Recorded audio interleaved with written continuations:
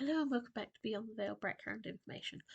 We're doing a species profile again, and as we're in the section of the Mara, things are a bit more confusing and not necessarily as straightforward as they seem. But today we're going to be talking about Dark Shamanism and Necromancy because it does pop up quite a bit in some of the stories.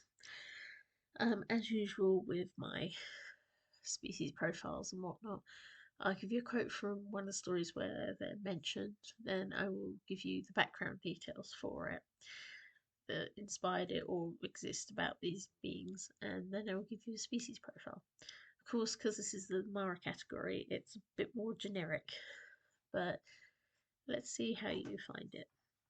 Don't make any more mistakes, Tybalt.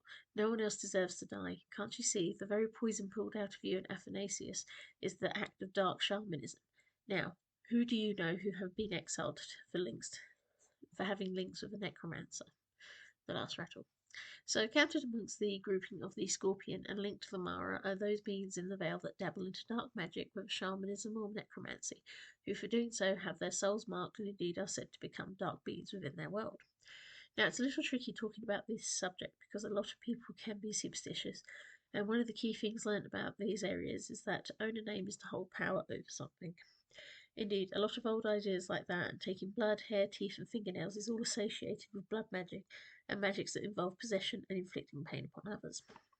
Now, to explain this, basically, I'll discuss just two aspects of it: what a necromancer is, and then something linked to dark shamanism to give you an idea of what this area includes. In the Vale, just being a witch and using witchcraft is not considered dark or bad, although under the generic title of hexen. Most witches and warlocks in their ilk do not practice magic that harms others purposefully. This also does not include the way dark fae work in the Vale, that is, taking life energy from something like an egg, although it is linked to some of the beings within this grouping. Generically, all beings included in this category exist as the nasties around the world that you think of as creatures human enough, or using magic that are associated with doing bad things and harming others. The Aswang is a lovely example with its abilities, the folklore around it, and the obvious injury that it performs.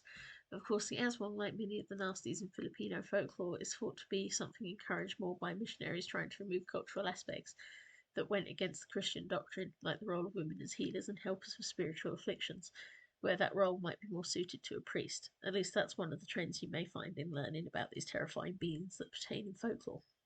But one most linked to this, who you could see linked to the Mara, with this slightly werewolf link, is a particular group in dark shamanism that I'll only say the name of once and then always refer to as an SW.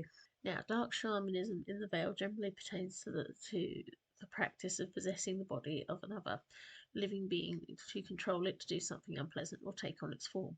We've discussed similar aspects in the were leopard before, this ability to transform and leave the empty vessel in their place so that none might suspect, so that the leopard can do the damage to other beings.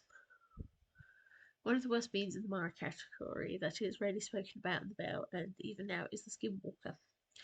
I won't say the name again, as it is believed to say its name is to lure its eye and attention.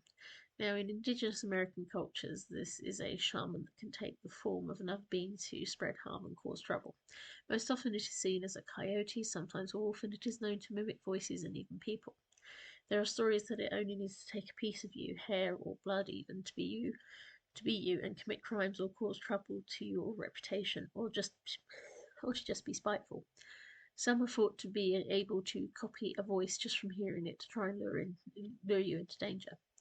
Like the Mara, they are often linked to cattle mutilations and livestock loss. However, this aspect is a phenomenon of our modern age. In fact, the SW is being spoken about so often now, along with the Wendigo, and linked to so much that it almost seems to have lost its place as being you do not talk about, and give due respect and caution to, for a kind of demonic shapeshifter roaming around.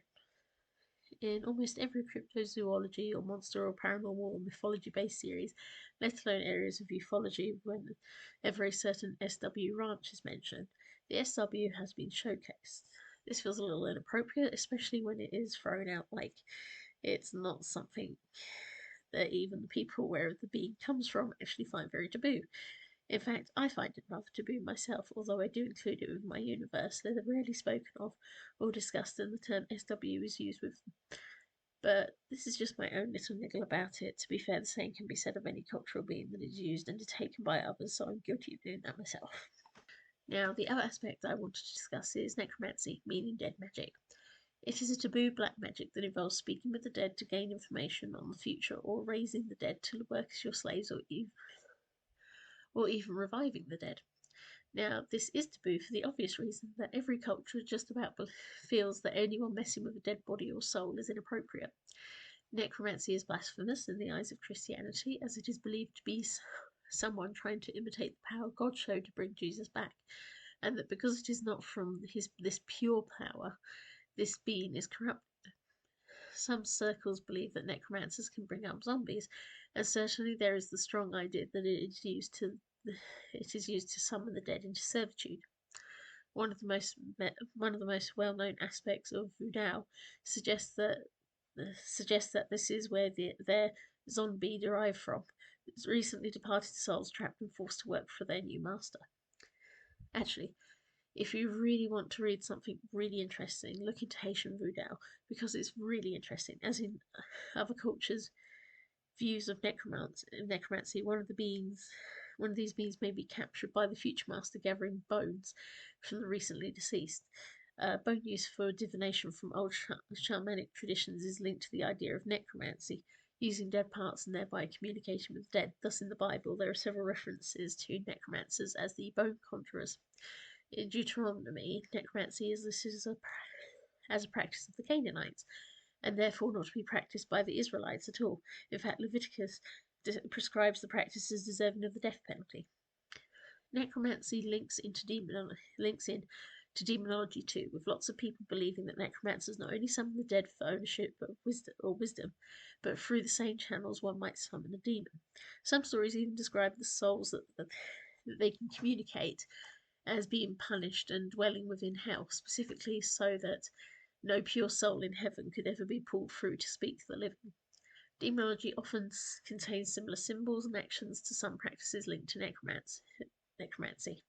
In fact, medieval practitioners believed there were three things one could get out of necromancy: illusion, manipulation, and knowledge. These are very similar to what is assumed to be the goal in summoning demons too, and so exorcism is seen as the opposite to necromancy practices and as much as demonology. Now, of course, one could stretch it and say that modern day necromancy can include things like mediums, seances, and spiritualism. But when you look into the three aspects of necromancy, you generally tend to find that in all modern things with the manipulation and illusion aspects are not necessarily the goal. The goal is often benign with comfort, knowledge, or sometimes even justice. I personally don't really subscribe to these modern day things myself, but I also don't see them as necromancy, where some might argue they are a form of it. But please find below a basic profile for what is known as a necromancer. Side Hell. Created by humans, only humans who practice taboo magic. Created for purely out of curiosity on the part of the human. Created when, since the separation of the veil. Physical description, they look like anyone. Abilities: can summon demons and the dead, but for selfish means as well as vindictive. Can possess other shapes, forms, and even bodies to do so, too. Most known for summoning the dead. Weaknesses: they are mortal. Number unknown, they pop up every so often, but they are hard to recognise. Well-known beings, the necromancer of the Sussex Downs is talked about. Characters and stories: an unknown one currently in the last rattles has been causing havoc. Final comments. I hope you find that interesting. Necromancy can be very interesting to look into, and regarding Haitian voodoo, I'm sorry it was always going to come up when speaking about necromancy, but I would recommend looking into it as a separate topic purely out of interest, because there are so many interesting aspects to it that certainly are not just zombies. Anyway, thank you for listening.